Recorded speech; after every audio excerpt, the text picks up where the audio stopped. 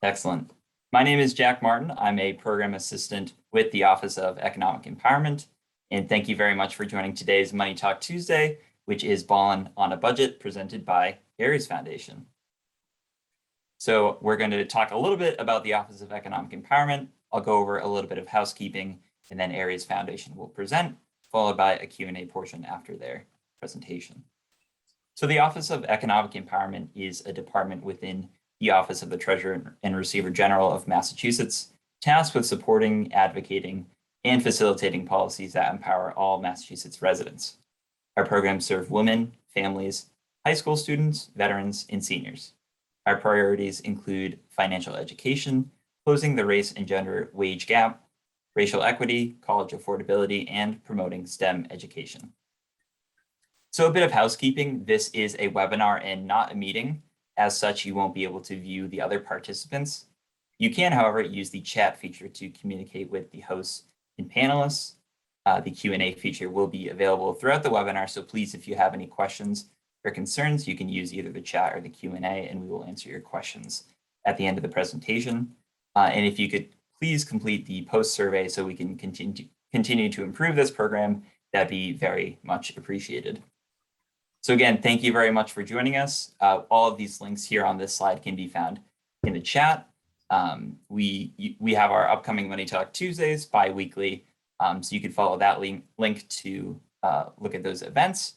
And then we also have myfinanciallifema.org for you to explore any other financial topics that you're interested in. And for any questions or feedback, you can email us at moneytalk@tre.state.ma.us. And again, all of these will be in the chat. So thank you very much. And I'm going to kick it off to Tom. Appreciate that, Jack. Appreciate it, Sarah. We are going to get set up here and kick us off here. Slideshow from the beginning. Real quick as I set this screen up. There we go. So hopefully everybody can see that. It is, as Jack said, we're doing Ballin on a Budget, which for Craig and I is one of our, I guess if we had a theme song or something that we did for a home team, this would be it. Real quick, just to go through the agenda with you, going to introduce us, we are, and then we'll go through each of the 4 quarters of this game, which is the first quarter is budget and cash flow. Second quarter, we're in the red zone. That's dealing with loans and credit. Third quarter is how to tackle debt. And in the fourth quarter, we're going to put it all together so that you can feel like you're going to plan like a pro, basically. So real quick, your coaches for today's game. I am Tom Alessi. I am the president of the Aries Foundation.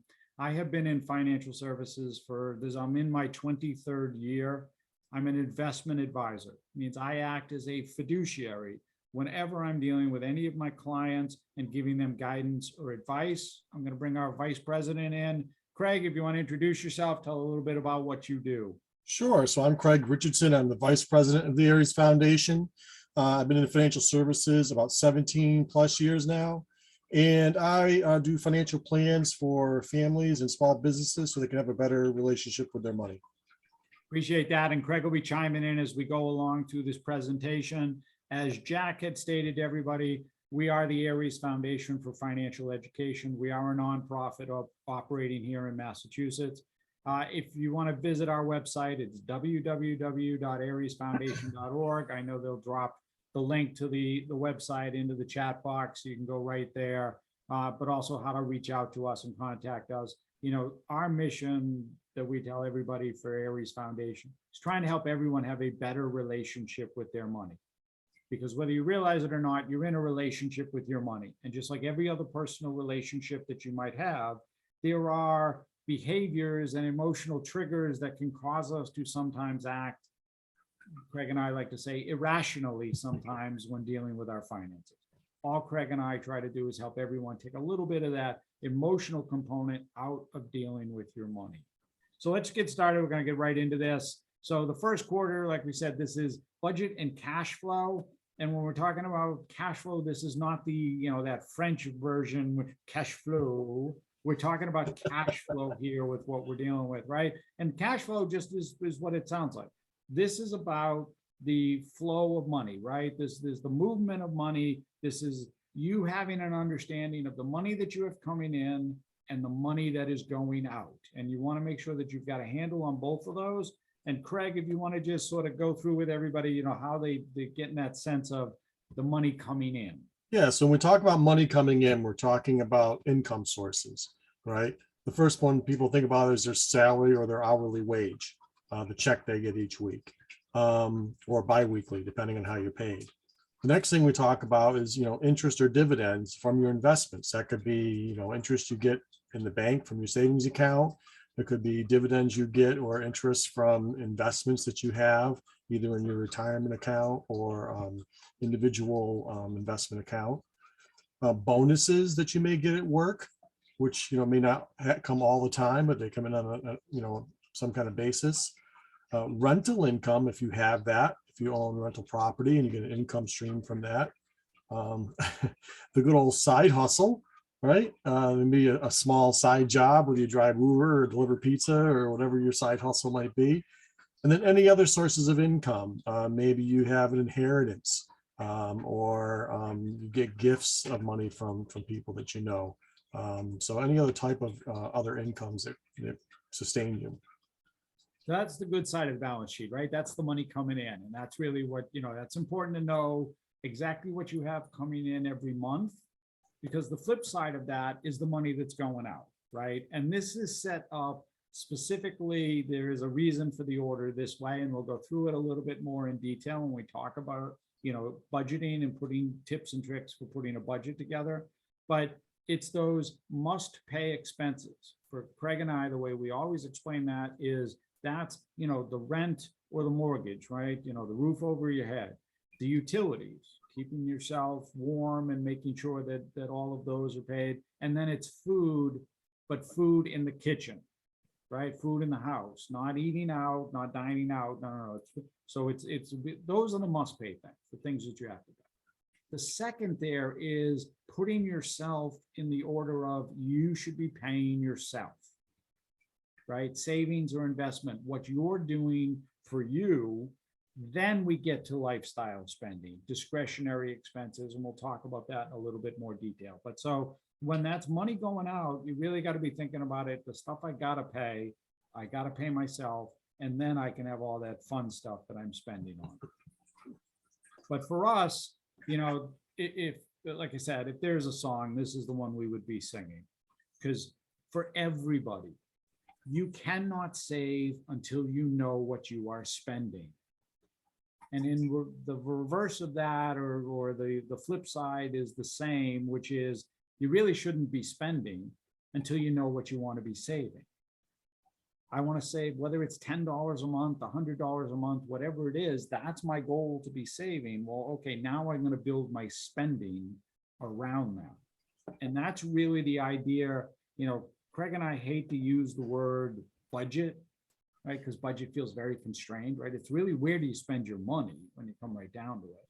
But, you know, for all practical purposes, we'll call it a budget as far as what we're dealing with, right? And so when you're putting together a budget and understanding a budget, you really know it's a defined period of time.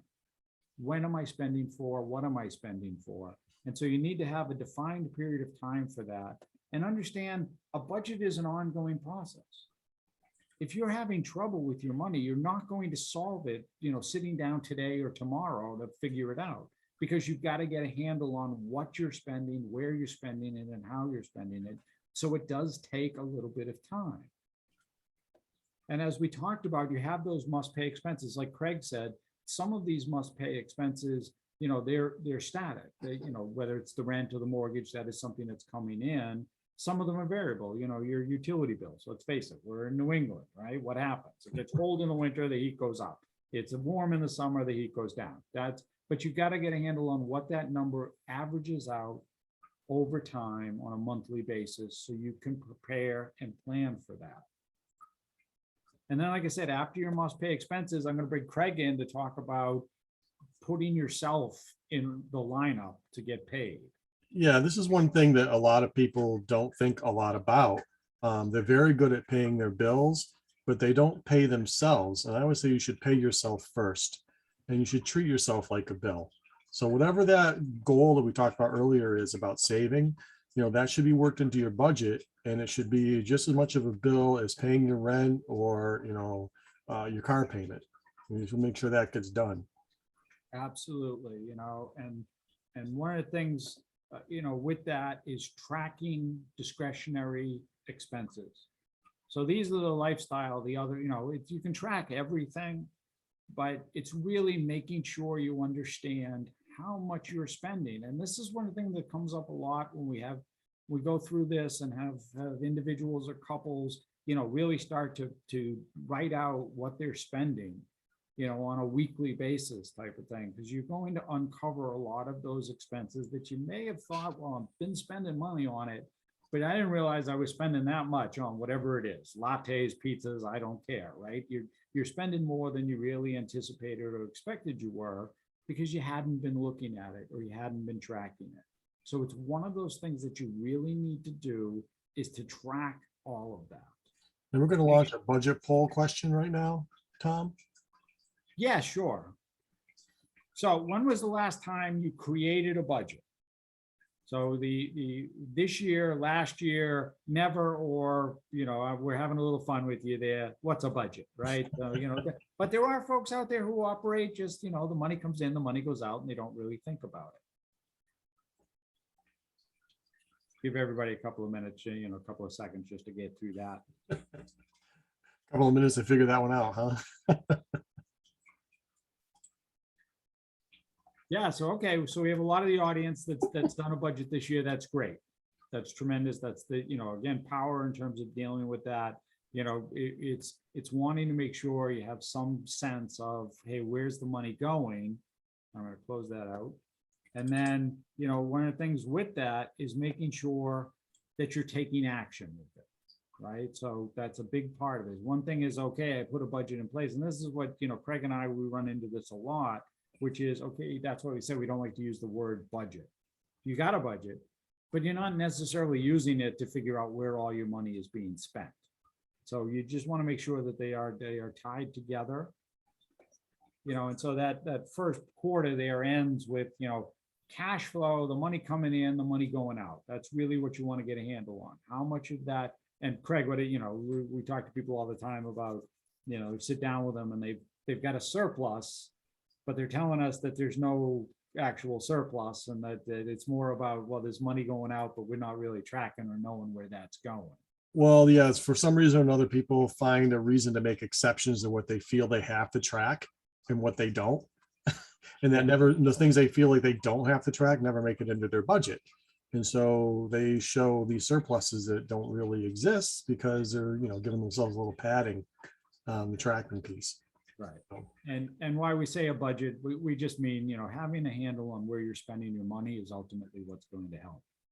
All right. So then we get to the second quarter for us, which is in the red zone. And the red zone is really credit, right? This is dealing with credit, because credit drives a lot of different things, right? Credit is interest that we're paying on either money that we've been lent, loans and that type of thing, or if we're trying to obtain some sort of purchasing power, that's what's there.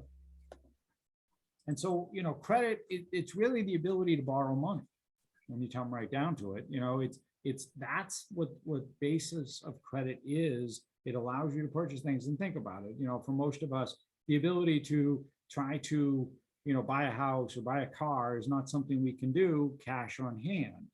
And so we need credit to help us. And it's the thought of this and the idea of the reason why credit is important and why it means something to us. And Craig, did I give you this one? You did. Yeah. I knew it. Hey, So why does credit matter, right? Why does that matter at all? Well, because what credit does is allows you to leverage other people's money in order to purchase things that you need or want and wouldn't typically be able to afford all at once. Such things as, your college education, a new car, a new home, sometimes a vacation, hopefully not shoes, but yes, shoes sometimes as well. And having good, what's that? Or a phone. Or a phone, right? You can buy a phone on credit. And having a good credit history allows you to access more credit and more purchasing power. So, it's really important to maintain good credit so that you have as much leverage as possible when it comes to trying to make major, especially major purchases. Right, and one of the ways that that's done is through what is known as a FICO score. FICO it's Fair Isaac's Company. That is what FICO shortened stands for. FICO scores go anywhere from 300 to 850, essentially. And they fall in a barometer from there. We're going to talk about that. We'll show you the barometer in the next screen. But, just understand, the higher that number, the better your likelihood, the more likely that you're going to get one approved, that you're going to get a better rate, that you're going to be able to access and pay for things on a lower cost or cheaper basis than if your FICO score is lower. Some of the agencies, and we're going to talk about credit reporting in a second, but some of them, they vary about how they do it, but FICO pretty much runs the gamut. A lot of times, if you're trying for a mortgage, you're trying for a bank loan, you're trying for something like that, they're not using a credit report for that, they're using your FICO score. So you always want to make sure you understand or know what your FICO score is. Yes, it's important to have your credit report. And like I said, we're going to talk about that in a second, but it's one of those barometers that you should know where you fall. Specifically, if you're thinking about or looking at, I want to buy something of, a major purchase, a home, a car, that type of thing, that I'm going to want to borrow money for, I should make sure that my house is in order, that some of this is cleaned up before I get there, because otherwise the rate you get locked in at is the rate you get locked in at. This just gives you that barometer as far as FICO is concerned. Craig's going to talk in a second about how this all works, but I just wanted to say, look, at anything over 740, 670 is good if you're in the yellow in terms of the screen. Green is great.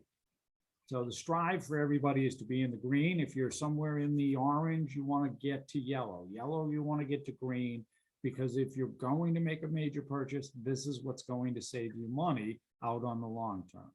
And Craig is going to, go over a little bit about how to, keep that or build up that score number. Right. So achieving a high FICO score requires a mix of credit accounts and maintaining an excellent payment history. Borrowers should always restrain by keeping their credit balances below their limits. Maxing out credit cards, paying late, and applying for a new credit haphazardly are all things that lower your FICO score. Additionally, given the role a good FICO score can play in so many credit decisions, it may also be worth investing in a good credit monitoring service to keep your information safe. Most people don't know their FICO score, and it's a good idea to make sure you know that score and monitor what's going on in your credit reports. Oh, look, See that? Just popped up. Yeah, there we go. Do you know your FICO score? Yes, no, or I'm afraid to look. So if you can just take a second, fill that out for us, we would appreciate it. Yes, that's great. Wonderful for the audience. That's tremendous that you know what your score is. It's, like I said, very important, especially if you're taking the next step, which is making sure that you're either maintaining or building that up. And so one of the things for that is to always pay your bills on time, right? Make sure that those get done, because that will help, right? As Craig mentioned, keep those credit card balances low if possible. The more you maintain there, the regular you're going to be. We'll talk about, monitoring your credit report, right? So you can get a free credit report every year from annualcreditreport.com. We'll show you that in a second, right? But don't have too many. When we say inquiries, that means don't all of a sudden decide, hey, I'm going to go try to open 3 or 4 different cards, whether they're store cards or credit cards, because those inquiries do all of a sudden add up. And that can bring your credit, they're going to wonder why you're doing that and what's going on. But for the most part, just make sure that your financial house is ordered, that, if you've got the debt, that it's being paid, that you're staying on time, and that all your bills are being paid. And then, like I said, to obtain, you can go to annualcreditreport.com. Once a year, you can get a free report. And one of the reasons for this, that Craig and I always recommend everybody to do this, is one, it's going to tell you what's on there. sometimes stuff can pop up that you may not realize, like that you missed or didn't see, and that like, hey, this thing is on there. The other is sometimes you can get dragged in. You may have a name that's very similar to somebody, you know, or there may be another one. As I know, there's another Tom Alessi. So I mean, that's one of those things in the universe. But it could be an accident. It could be something where you got dinged for somebody that wasn't yours, and it'll show up there.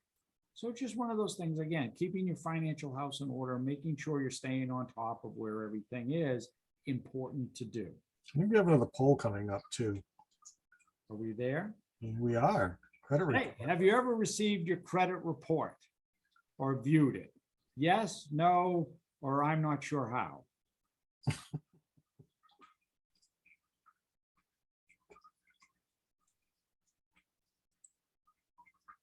Awesome. Again, Yeah, very tremendous in terms of the audience as far as that's concerned. We'd love to hear that. Love to see that, because that just means you're staying on top of it. You're being where you need to be and doing the things you do.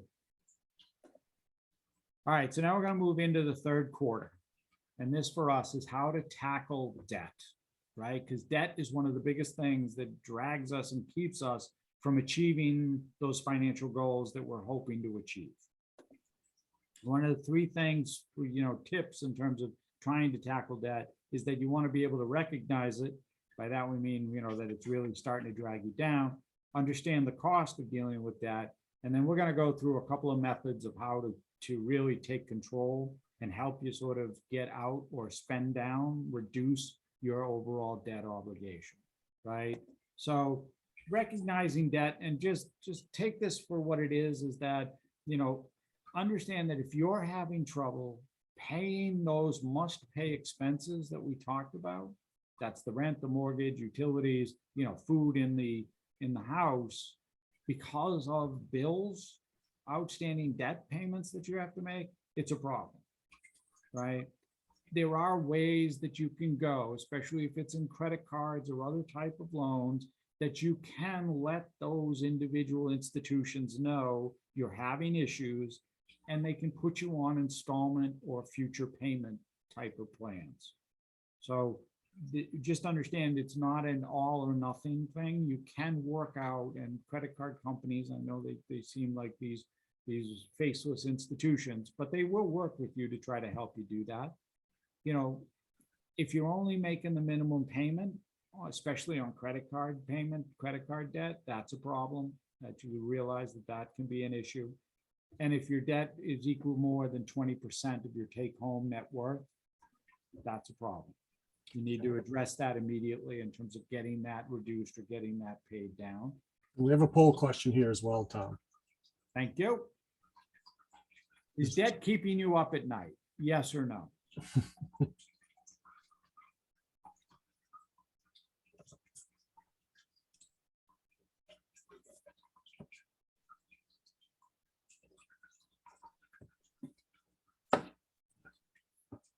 So it's about a 50-50 mix. And just so you know, in terms of the audience, that's the state for where the nation is right now. One of the biggest concerns for everybody is outstanding debt.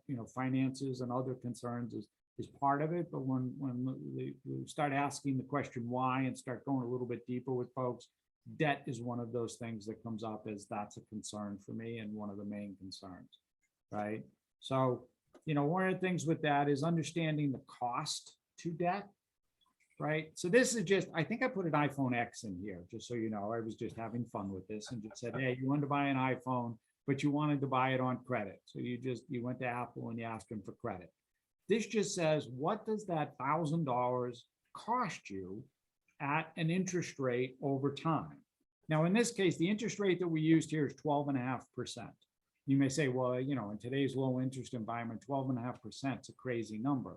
It's actually right halfway between 0 and what are the highest interest rates that are out there for some folks that have a low FICO score or have missed payments, because that's what happens on it.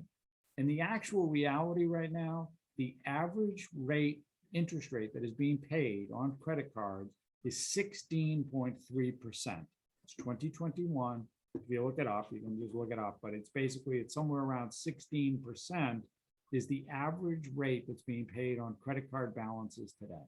So all this says is that, hey, if I bought that thing, that phone, and it took me 1 year to pay it off at 12.5%, it actually cost me, almost $70 to carry that for 1 year. Not a bad thing, $1,000. That may not seem like a lot. The problem is when it takes us more time and we pass that off and just make the minimum payments to try to get this done instead of getting it paid down, and I pass this off, over 5 years, that cost me almost $350. And if I went to 10 years out, it's almost twice the cost of what I actually bought it for. We know what happens with iPhones. We're probably already into 2 or 3 of them by that time. But the debt is what drags us. And this is just using an iPhone as an example. But when you get into a car and other types of debt, and it stretches out over time, that's money that could be used to pay for something else, whether that's a savings goal, whether that's reducing other debt. So you just need to be thinking about, is it really worth it to me to be buying this thing because I got to put this off? I keep my phones a long time. I don't think I've ever kept an iPhone for 10 years. Yeah, see, I don't know that that's the whole thing. At that time, they've only just been around for like 14 now, right? Yeah, iPhone XX by then. Yeah. All right, so change your approach. We're going to talk about the 3 methods that we talk about to reduce debt, but limit credit card use. We've already talked about that. Keeping balances low. We understand it's a plastic world, plastic society. Everybody's got them, and pretty much in today with COVID and everything, it's a touchless universe. So you're using plastic more and more. But if you can at least use it to the point where you're paying off that number every month, if you can get a lower rate, if there's offers out there or ways that you can consolidate some numbers and get a lower rate, that's great. This says pay tuition with student loans. By that, what we mean is just like purchasing a home. Instead of taking the money that you could then use for other purposes, take the loan out, finance the education, and have your money available so that if other things come up. We understand that student debt is an issue, and we'll go through that in a second. But instead of taking all the money and putting it onto the education financing, it's better to have the loan to pass that out over time. And so those 3 methods that we talked about for paying down debt: math, momentum, shotgun. 2 of these work, 1 doesn't. And I'm going to start with shotgun first because that's the one that doesn't work.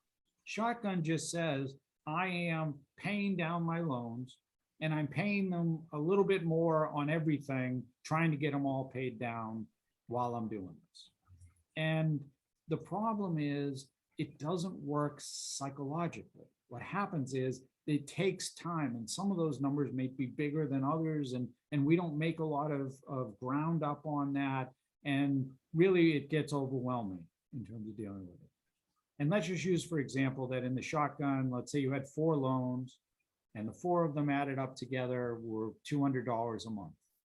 And what you're doing is you're taking an extra $25 and putting it towards each loan. So you're spending $300 on your debt doing the shotgun method. Math says, instead of doing it that way, take the card or the debt with the biggest interest rate, the one that's costing you the most. And instead of doing like we just talked about, spreading that out, you're going to take that extra $100 and put it onto the one with the highest interest rate. Get that paid off because it's costing you the most. It works. It's a better method than doing just shotgun approach. For Craig and I, though, we really believe in the momentum method. And momentum says, take the smallest debt first. Do exactly the same thing like you were going to do with math. Take that extra $100 and apply it to the loan with the smallest balance first, because you're going to get that paid off. And there's a buildup from that. There is a psychological trigger that happens for us when we achieve something. I got rid of this. It's now off the books. I can now move on to the next one. It gives you the ability and the want to start cleaning off all the other debt. You just then take whatever you were putting towards that smaller balance, now apply it to the next smallest and build from there. You will find yourself gaining that momentum or feeling the accomplishment of I paid it off and now I can move on. That's what momentum is all about. But choosing one of these at least will do something. Again, math and momentum, the shotgun, it does sometimes work, but for most people, they just get overwhelmed by it and just doesn't end up working out well for them in the end.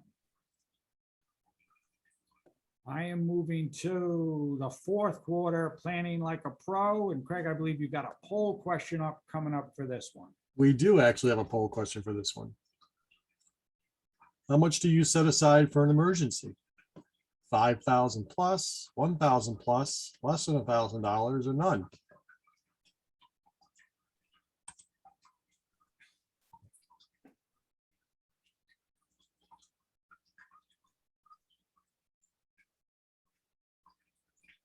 Wow, that's split right across the board. And none is not an uncommon number either. So let's talk about what's my goal for funding and what size should my emergency fund be, or how much do you actually need? Well, let's talk about how much you save for an emergency fund if you have consumer debt, if you have a lot of debt right now. Where I would recommend starting is putting away $1,000. Have that be your first goal. Then once you're out of debt, or you've made that strategy to start getting out of debt, it's time to beef up that amount. And you want to save anywhere from 3 to 6 months of expenses. That's the living expenses we talked about earlier, for a fully funded emergency fund. And you're trying to decide how much you have to save in your fully funded emergency fund. A good rule of thumb is, the more stable your income in your household are, the less you need to have in the emergency fund. So if you're part of a 2-income household and you've had a steady job for several years, then 3 months of expenses is a fine start. But if you're a 1-income family, or you're self-employed, or you earn straight commission, then a 6-month emergency fund is better for you, since you could lose your job, and some of these things are a little less stable. So you should also aim for a 6-month emergency fund if someone in your household has a chronic medical condition that requires frequent visits to the doctor or hospital. Even if there's room in your monthly budget to pay for the expenses, it's good to be prepared in case an emergency hits. You just never know what's ever going to come up. Right. Yeah, absolutely. And that's one of the things. And when we talk about this, as far as funding, right? When we talk about savings and putting this together, we do this as what's in your buckets, right? So 3 different buckets for savings. The first one is that short term, like Craig is talking about, that emergency reserve. And here's one of the things with the emergency reserve. Our whole mantra, our belief is that it should be in a separate place. You've got a checking account, maybe you've got a savings account. The emergency fund should be separate. It should not be accessible. It should probably be in like a money market or a separate account where it's just there for that emergency funding. And as Craig said, whether that's $1,000 or what when we were in the pandemic last year, we were telling everybody to have about 6 weeks of expenses put aside. Find the goal that's right for you. That's bucket number 1.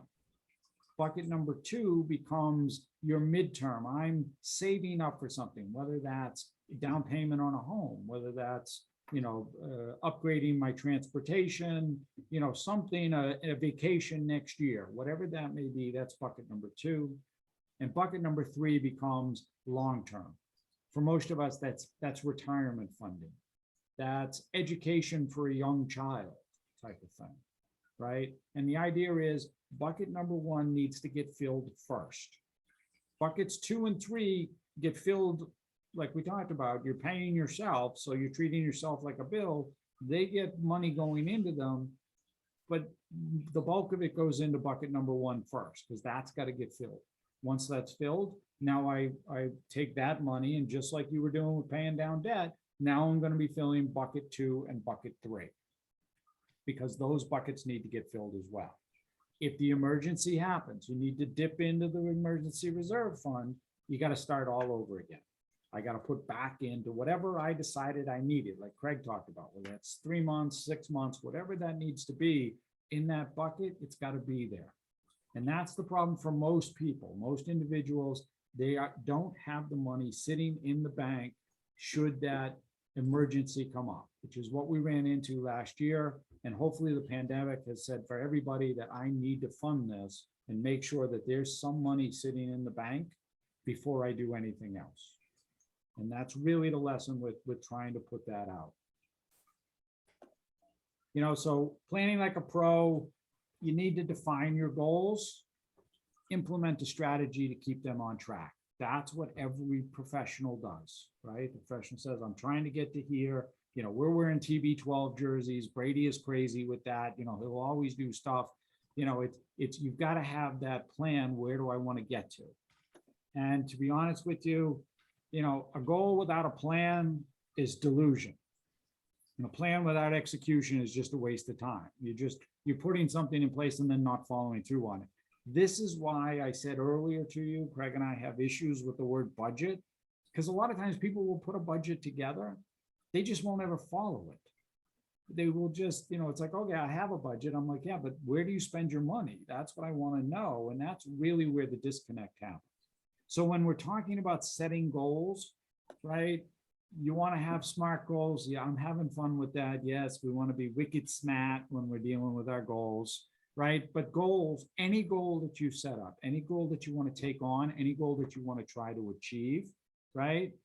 Is you need to have a specific set. It needs to be specific in terms of what you're trying to achieve. It needs to be measurable. I can't just, you know, a lot of times what happens for most people, this is the resolution thing that at the beginning of the year, I want to lose weight. That's not a goal. You can't do that. You know, it's got to be, I want to lose 10 pounds or I want to lose 15 pounds, you know, by a certain period of time, by, you know, May or June or whatever the case may be.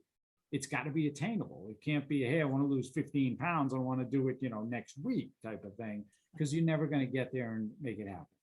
It's got to be relevant. It's got to mean something to you. If you're just putting a goal out there where it has no real connection for you, you're not going to achieve it. Again, it's not going to be something that you're going to want to work for to make happen. And it's got to be within a time base. It's got to be at a specific period of time. It can't just be this open-ended thing. That, again, is what happens with most people with resolutions, that it's this sort of, well, it's the new year. I'm just, you know, I want to lose weight this year. Hey, great. You know what? How is that going to work? It just, we don't put the time on it to say, no, I want to do it in the first quarter. I'm going to do it in the first 6 months. You've got to have a time. So those are the pieces to it. I think I got a poll question that comes up with this. You do. Yep. Do you have a financial goal for this year? Reworded in that is, did you make or did you want a financial achieve, something to achieve financially this year? And that's just a simple yes or no.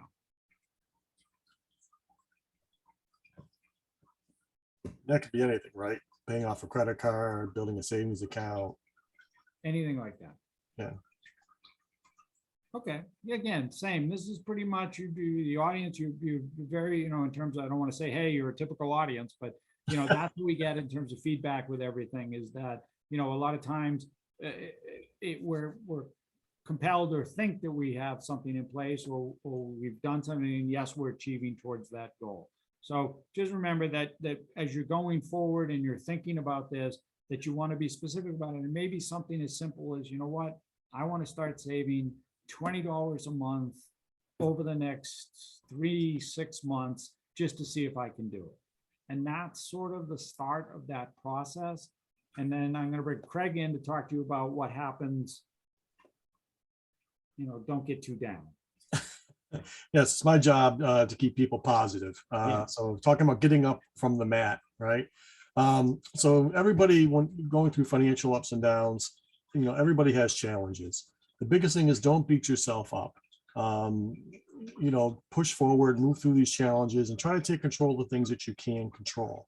One of those big things is your budget. Getting a handle on your budget going to give you a sense of control and going to allow you to start moving in a forward direction. Even if you're not starting off in the best place, you got to start somewhere. The other thing is learn and adapt, right? So don't be afraid to make changes. Find out what's working, what isn't working for you, and try to adjust so you can, you know, have some more positive results. Try to avoid past failures. Failures are not a bad thing. We learn a lot from failures, but the big thing is not to try to repeat the same failure over and over again. I would say, you know, just like the hamster wheel of getting caught in debt. We just keep, you know, getting in out of debt and then back into it, and out of debt and back into it again. That would be recurring failures. Keep a journal. You know, this is, you know, track what you're spending. even if it's for a short amount of time, just so you can get a handle on what it is, where you are spending your money. Sometimes we don't think much about it. We stop at, Dunkin' Donuts or Starbucks or the dollar store, and we spend a few bucks. We don't bother tracking it. And all of a sudden, we're trying to realize where the $60 in cash in our wallet went, and we just don't know. So it's a good idea to write down those things for at least a small amount of time, just to get a handle on where things are going. And the other thing is get a goal buddy. This is the same when I used to, go to the gym all the time. I've had the best results when I had a partner. Sometimes, with financial changes, have a partner. Some goals you're trying to say, hey, we're both trying to pay off our credit card debt, or we're both trying to save some money, or trying to manage a budget. Have someone to share that with. That could be, a spouse, that could be a best friend. But if you have somebody who can, you can talk to about trying to reach your goals, it makes it a more positive experience.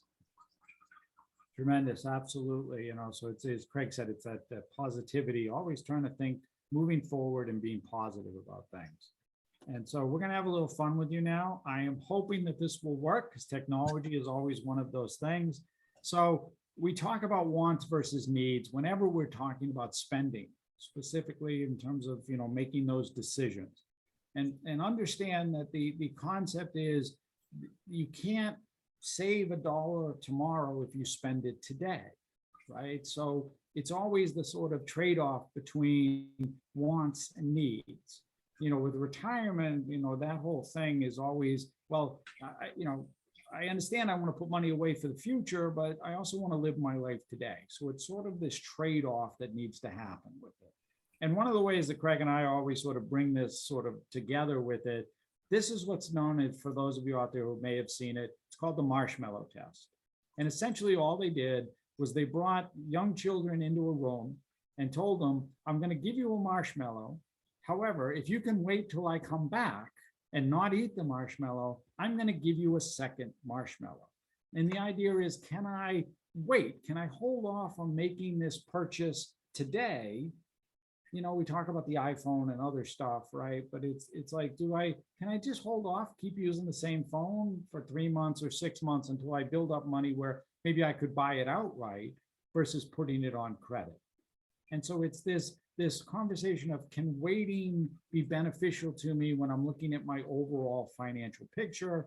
But we're going to have a little fun with you, and hopefully I'm crossing my fingers that this plays and everybody can hear it. They don't really need to hear too much of the volume of this, because it's really just some music that goes on.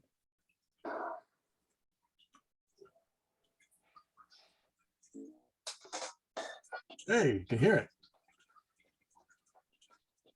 Well, I could.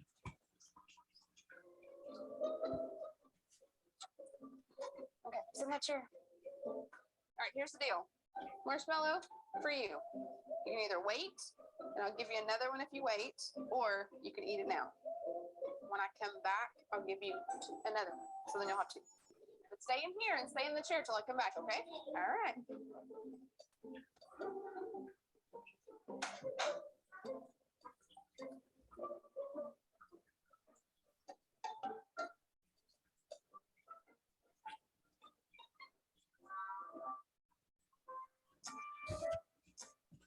I'm gonna go do something and then I'll come back. It smells yummy. Really good.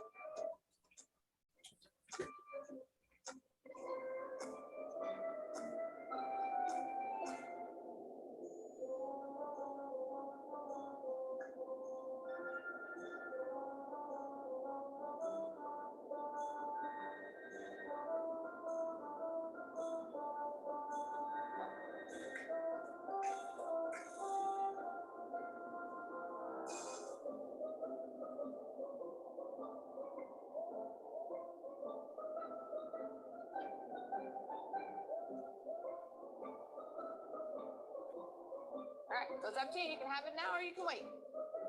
Okay?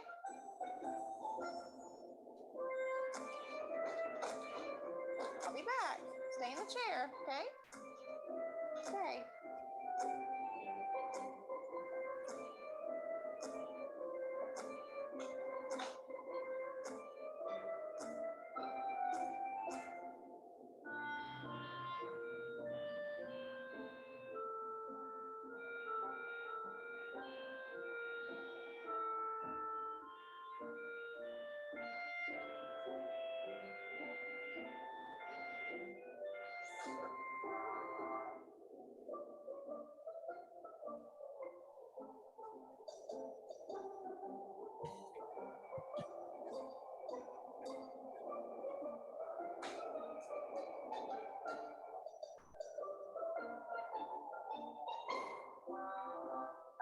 So I'm gonna leave and then I'll come back, okay? So you can either eat it right now or you can wait. Either way, okay?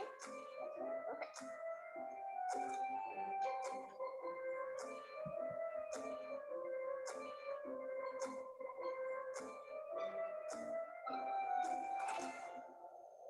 How'd you do? Did you do good? You did? You wanted to eat it, didn't you? Yeah. So did I tell you to give you another one? Okay, now you can have both. Mm.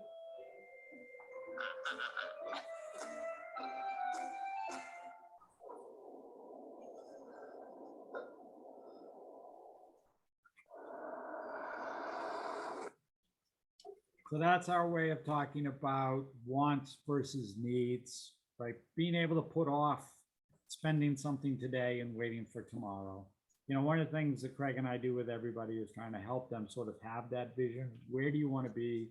Where do you want to get to? Whatever it may be, those financial goals that you have, you know, how are you going to make that happen? How are you going to sort of connect all of that through it? You know, and one of the things we do for everybody is try to do that sort of overview financial picture. Where are you today? Where do you want to get to? Because that's what most people need, is just a little bit of help, a little bit of guidance to say, am I on the right path? Am I doing the right thing? Am I heading the right direction?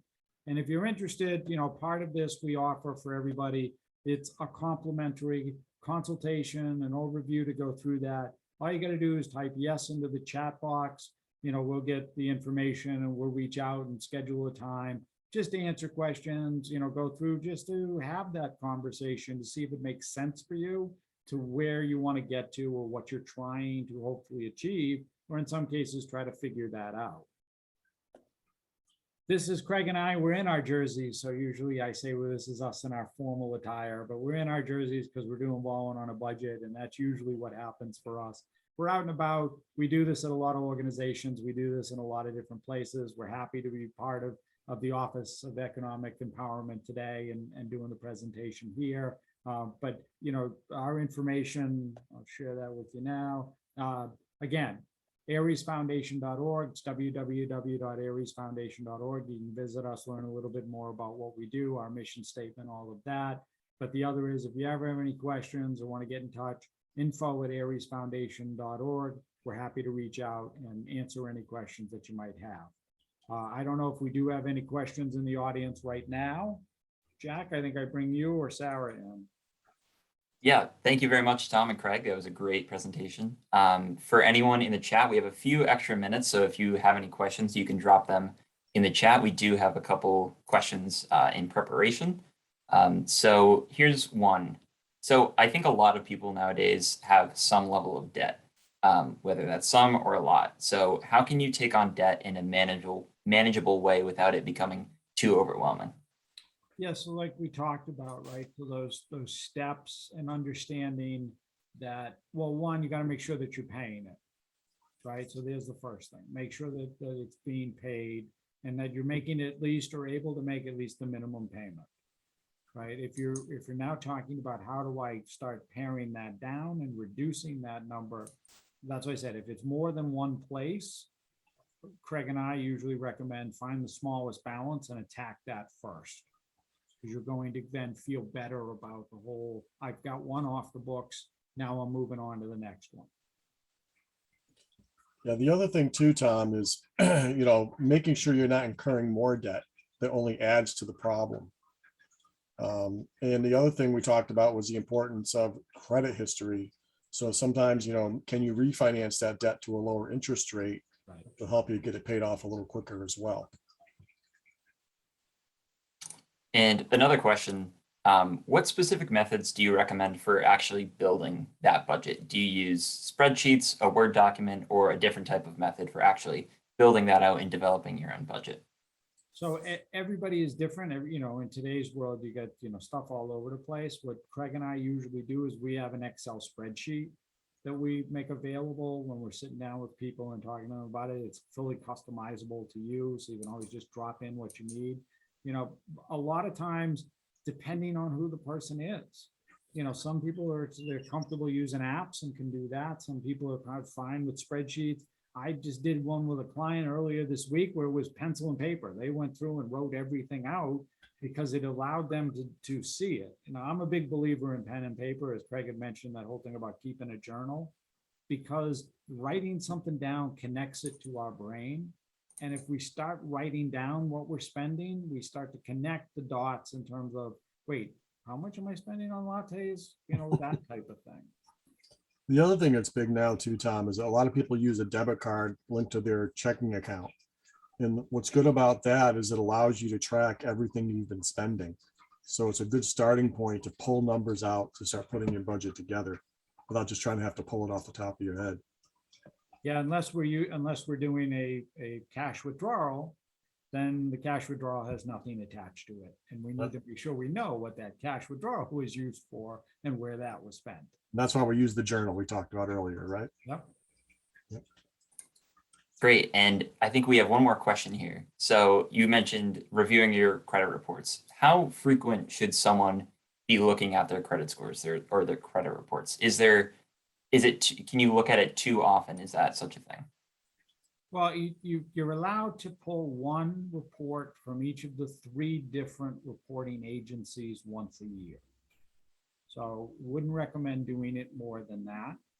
You know, certainly doing at least once a year, because I think for most people, they don't do it at all. So, you know, let's start there. Let's at least do one. And then if you wanted to say, well, I want to compare the other 2 agencies, you know, that are available, then, okay, see what theirs are saying, see if there's some discrepancy or something between them.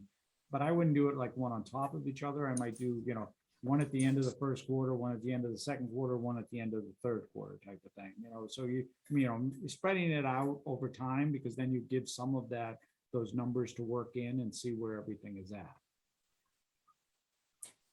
Right. And I guess we have one more question here in the chat, going back to our question about budgets. Did you mention any particular apps that you can use for budgets? I know you mentioned Excel. Is there any other type of program that you typically recommend? You know, so if you want to have something like, I know Mint is very good, right? So you can, you know, if you're comfortable using it and Mint will work for you, then it's something to do. It's just one of those things with apps that you know, and again, I'm more old school here, but, you know, if you forget and don't include something, then it's not there and you're missing it, you know? So it's one of those, it's one thing to rely on it, like Craig said, with the debit card, that's great. You know, it's a great way to see where everything's, same thing with the credit card. If you're spending most of your bills or everything on the credit card, that report once a month will show you where everything's going. You just got to make sure that you're tying it all together. And, you know, Mint is one of those that does allow you to sort of do that and try to do it, but you've got to stay on top of it. You've got to make sure you're updating it and know what you're doing and connecting all of your different accounts to it. Right. That's going to be the only problem with any type of app you use is the maintenance, making sure you're putting everything on a regular basis. Even if they have some, like I know Mint has a feature as well, where you can connect to your bank accounts and other accounts, and it will port the information in and help you keep those things current. But you still got to stay on top of it and do that type of work. Where, like Tom said, you know, using pencil and paper or an Excel spreadsheet, you know, you can get back to it on a monthly basis, on a quarterly basis, whatever works for you, without having to feel like you're playing to catch up. Because the last thing you want to do is, you know, feel like, oh my God, I don't want to deal with this, you know, something in your way. So you want to make it as easy for yourself as possible. And for some people, apps are, but for some people, they're not. Excellent. Well, thank you both, Tom and Craig, for giving us that excellent presentation. I'd also like to thank our ASL interpreters for joining us. And for anyone else who is watching live or watching at a later time, thank you very much for taking your time to join us here.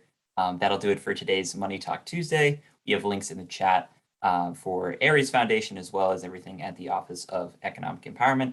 Again, thank you very much for joining us and have a great day. Appreciate it. Have a great day, everybody.